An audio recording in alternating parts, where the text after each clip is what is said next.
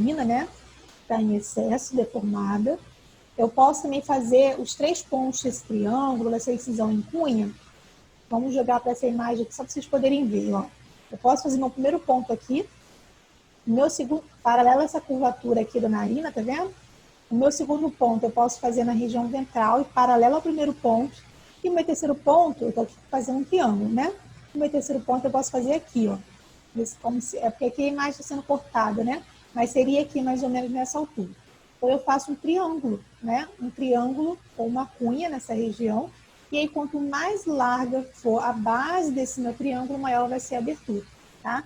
Também uso uma lâmina de número 11, de bisturi número 11, porque me permite fazer um corte preciso e profundo, para que minha abertura não fique só numa região superficial, mas que ela penetre nesse tecido e consiga remover o máximo de tecido a ser removido ali. Então, fazendo o triângulo ou incisão em cunha, conseguindo tirar esse excesso de tecido, como é que a gente faz agora para aproximar isso? A gente vai pegar essa extremidade, o nosso primeiro ponto vai ser importante, tá, gente? A gente vai pegar essa extremidade aqui da pele, vai juntar com essa outra, tá vendo? E vai dar um nó normal, vai suturar normal. Vai ser pontos simples separados, tá? E aí, com fio monofilamentar. E aí você vem, juntou aqui essa extremidade, eu não vou cortar o bracinho desse ponto. Porque normalmente a gente corta os pontos, fica aqueles bracinhos bem curtinhos. A gente vai fazer o quê? A gente vai deixar um pouquinho mais longo e vai reparar com uma pinça hemostática. E vai pedir para o nosso auxiliar, aí você secciona o excesso do restante do fio, né? Depois da pinça reparada. E aí você vai pedir para o seu auxiliar pegar essa pinça reparada com esse fio e rebater dorsalmente. Quando eu rebato dorsalmente, eu consigo suturar esse tecido internamente. Vou dar no máximo aqui uns 2 pontos por dentro. Porque eu junto, né, o plano com o plano, não fico, a mucosa interna ele não vai ficar exposta, tá? É uma forma de facilitar a nossa sutura. Se você começar com um ponto aqui em cima e depois de para baixo, você vai ter dificuldade para suturar a região interna. Então, sempre começa pela região mais ventral aqui da narina, né? Igual aqui, ó. Tirou esse tecido aqui, como está aqui nessa região.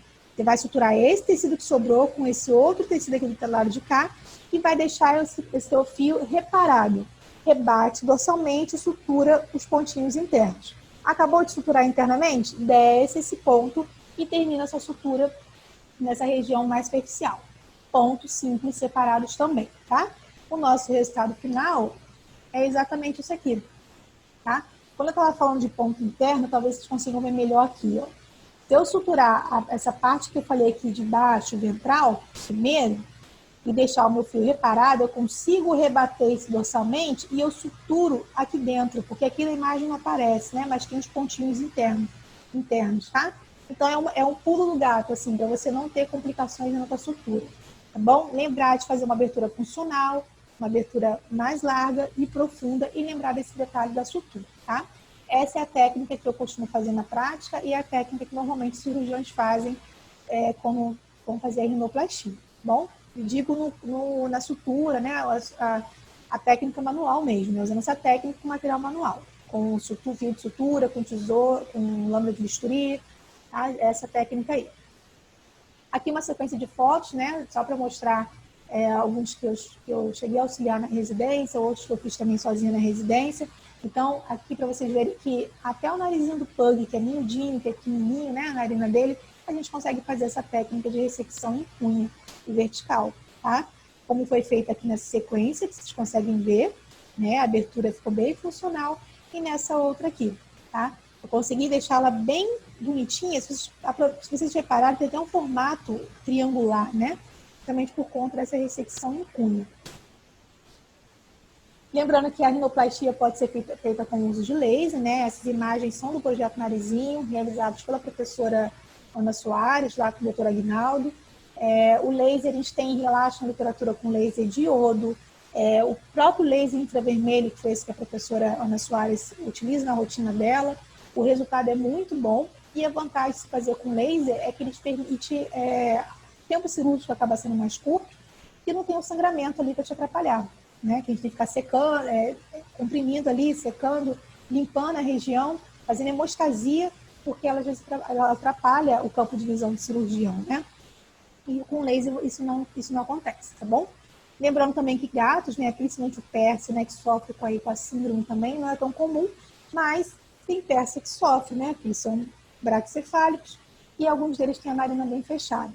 Aqui foi mais um caso, né, que a professora Ana Soares fez com o laser, tá? E ficou muito bom o resultado. Lembrando que dá para fazer com punch também, né? Então a gente tem um instrumental dermatológico, que é o punch. A lâmina circular cortante dele funciona como um bisturi, só que é circular, né? E uma vantagem de você fazer com punch é que ela te permite uma abertura mais simétrica, né? Então você fixa aqui a narina com uma pinça, para você ter maior estabilidade, e você pressiona com o punch no tecido que você quer remover. Fazendo essa remoção, a gente consegue depois suturar, né, as extremidades, igualmente na técnica anterior, e a gente consegue então ter esse resultado final. Também é uma possibilidade de ser feita a rinoplastia com punch. Saindo agora da parte das narinas, né, da estenose, a gente vai para a correção cirúrgica de palato. Né? A gente tem na literatura aí duas descrições, duas técnicas cirúrgicas que podem, inclusive, ser feitas tanto com bisturi, né, tanto com a lâmina de bisturi, com a tesoura, com a pinça e com instrumentais cirúrgicos, assim como com o uso de um laser, com o uso de dispositivos bipolares, como o caso do Ligasur. Então, a gente tem outras formas também de conseguir fazer essa técnica, tá? Mas o padrão de técnica vai ser sempre o mesmo. A gente tem duas delas descritas na literatura, que é a estaflectomia convencional, é o termo que a gente dá para palatoplastia, sinônimo, né? E a estaflectomia estendida de flap ou aba dobrada. Tá? O que seria isso? Eu vou explicar uma por uma aqui, mas só para vocês entenderem a diferença de indicação. Quando que eu realizo uma, quando que eu realizo outra.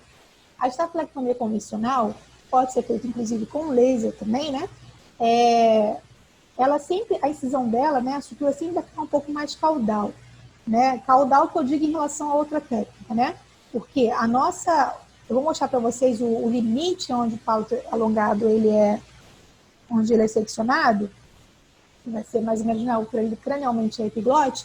A estaflectomia é convencional, por quê? Porque ela tem indicação para palato mole alongado, tá?